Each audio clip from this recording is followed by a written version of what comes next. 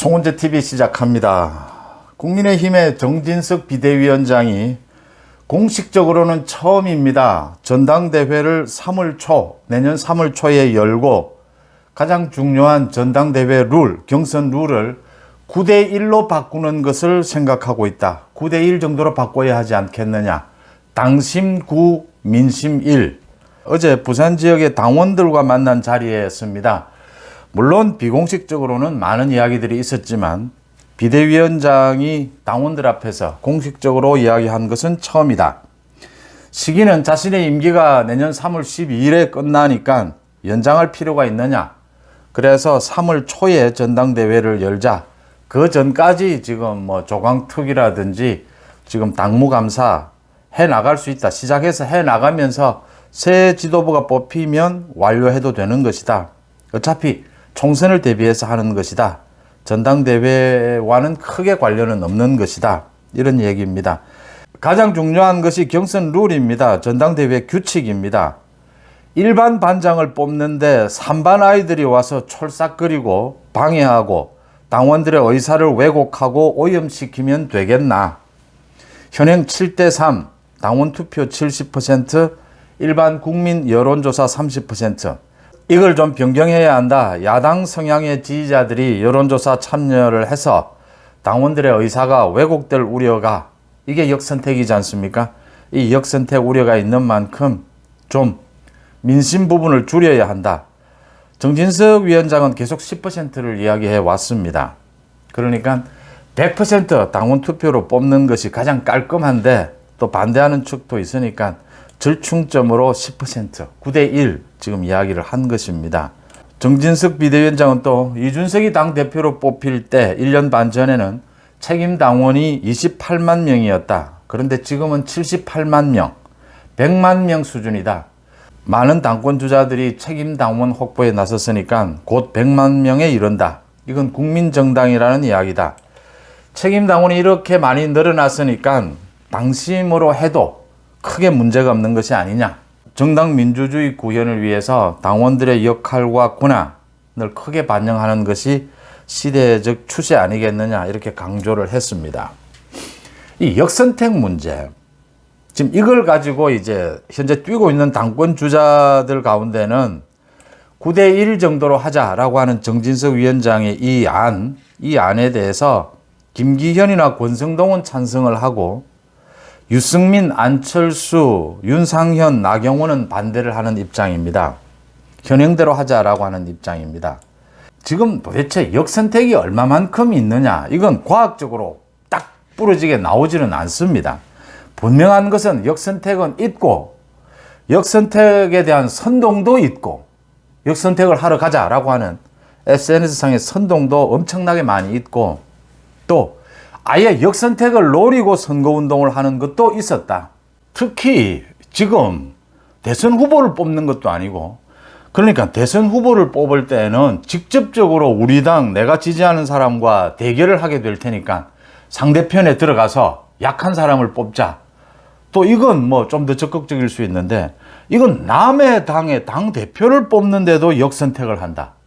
이건 아예 그 당 자체를 자기와는 직접적인 관계가 없습니다. 그러니까 국민의힘 당대표와 민주당 당대표가 직접적으로 서로 충돌하는 일은 없습니다. 선거로.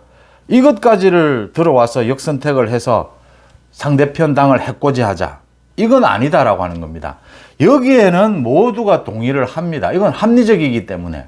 역선택을 막아야 한다. 역선택에 이건 완전히 선거 결과를 바꾸는, 선거 결과를 왜곡시키는 범죄 행위이기 때문에 이걸 막아야 한다라는 데는 모두 다 동의를 합니다. 이걸 정면으로 반대하는 건 논리적으로 얘기가 안 되는 거니까. 문제는 이제 그걸 막는 방법, 어느 정도 막는 것이 좋으냐. 지금 역선택이 똑부러지게 얼마만큼 일어난다라는 건 확인된 건 없지 않느냐, 확실한 건 없지 않느냐. 그래서 지금의 7대3에서 역선택 방지 조항을 넣으면 충분하지 않느냐라는 주장이 있고, 아니다, 충분하지 못하다. 이번에는 당원 투표로 100%, 당심으로만 100% 뽑자. 이렇게 맞서게 되는 겁니다. 그래서 적정한 수준의 타협을 하는 것이 8대2 아니면 9대1 아니냐. 지금 이 논리입니다. 역선택이 얼마만큼 왜곡된 일들이 일어나고 있는가, 이걸 확인할 수는 없다. 이걸 막는 방법으로 7대3이 좋으냐 9대1이 좋으냐, 여기에서 하나 생각해야 될 중요한 점은 지금 유승민이나 뭐 안철수나 모두 좀 깊이 생각해야 될 것이, 자, 경선을 앞두고 분명한 부정선거의 범죄 행위가 일어날 가능성이 있고 실제 일어났고 그 증거는 충분히 있다. 이럴 경우에 누구나 자기의 유불리는 있습니다. 다 유불리는 있겠지만, 계산은 있겠지만, 이런 범죄 행위가 일어날 가능성을 눈앞에 두고 이걸 일단 틀어막는, 이것만은 용서할 수 없다, 이것만은 어떤 형태로든지 막자 라고 하는 데는 모두 동의를 합니다. 역선택이 옳지 않다라고 하는 데는 모두 동의를 합니다. 이걸 막자라는 데 비중을 싣는 것은 이게 합리적이고 당연한 겁니다. 이건 당원들이 모두 이 요구를 할 수밖에 없는 겁니다. 이게 뭐 국민의힘 당원이든 뭐 누구든 쳐다보면 합리적으로. 유승민이나 안철수는 지금의 7대3으로도 뭐 충분히 역선택 조항을 넣으면 방지할 수 있는 것이 아니냐. 그리고 민주당 지지층이라고 해서 역선택의 의도를 가지지 않는 사람은 민심 아니냐. 이제 이 논리입니다. 그런데 제가 거듭해서 이번만은 이 당심의 비중을 높이자, 100%로 해야 한다라고 이야기하는 것은, 역선택은 범죄인데 범죄가 일어나는 것을 엄연히 보면서 이걸 막는데 최선을 다하지 않겠다라고 하는 것은 정치적 사욕이다 라는 겁니다.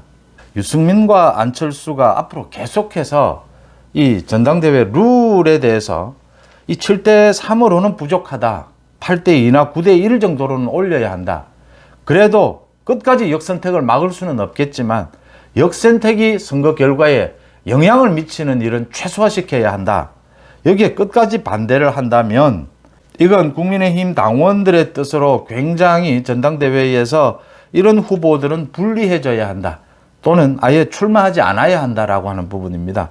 자신들이 출마를 접으면 됩니다. 그러니까 이번 전당대회의 정신 가운데는 뭐 가장 중요한 건 물론 총선을 이겨야 되고 또 윤석열 정부와 보조를 맞추는 지도부가 탄생을 해야 하고 뭐 여러 가지가 있습니다. 그런데 그 중에 하나는 역선택이라고 하는 이 범죄 행위만은 이번에는 막자 라는 부분에 모두가 일치된 생각으로 가야 하고, 그걸 막는데 현재의 7대3은 좀 부족하다. 그래서 물론 8대2, 뭐 9대1 주장할 수 있습니다. 유승민과 안철수가 현재 7대3을 고집하는 것은, 이것은 당원들의 뜻에 반하는 것이다, 이렇게 볼 수가 있습니다. 일단 정진석 위원장이 예산안이 처리가 되고 나면 이제 전당대회 분위기로 가게 된다, 3월 초 날짜까지 이야기를 했고, 전당대회 룰도 7대3에서 8대2나 9대1로 바꿔야 하지 않겠느냐라는 부분을 공식화했습니다. 이제 많은 당권 주자들의 의견이 이제 나오게 될 겁니다. 갈등이 깊어지기 전에 빠른 속도로 전당대회 룰, 시기를 결정할 때 이 경선 룰까지도 확정 지을 필요가 있다.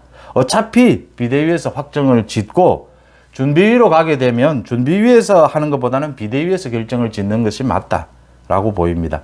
이 논란이 계속되면 계속될수록 갈등은 커질 수밖에 없다. 이번 전당대회에서 많은 중요한 것들이 있습니다. 안철수가 계속 이야기를 합니다. 유승민도 계속 이야기를 합니다. 총선에서 이기는 것이 중요하지 않겠느냐, 이런 이야기를 하는데, 안철수와 유승민이 당대표가 되면 총선에서 뭐가 유리하다라고 하는 건지는 좀 수긍하기 힘듭니다. 중도층 이야기를 계속 하는데, 중도층에 대한 공략은 그렇게 애매하게 중도에 가 있다라고 해서 중도층이 지지하는 것이 아니고, 이번 민노총의 경우에서 보듯이 얼마만큼 국민에게 설득력 있는 국정 운영을 하느냐, 정치 행보를 보이느냐에 중도층의 지지가 있는 것입니다. 그냥 지금이 양극단 대결 정치가, 이러니까 애매하게 중간에 있으면 중도층이 지지한다. 그건 정치를 운에 맡기겠다라고 하는 것이죠. 자기의 소신, 자기의 정책적 방향보다는 이미지 정치를 노리는 것이다, 폼만 잡는 것이다, 이렇게 이야기를 할 수가 있습니다. 전당대회 시기, 전당대회 룰, 하루빨리 결정하는 것이 맞다, 이렇게 보입니다. 여러분은 어떻게 보십니까? 고맙습니다.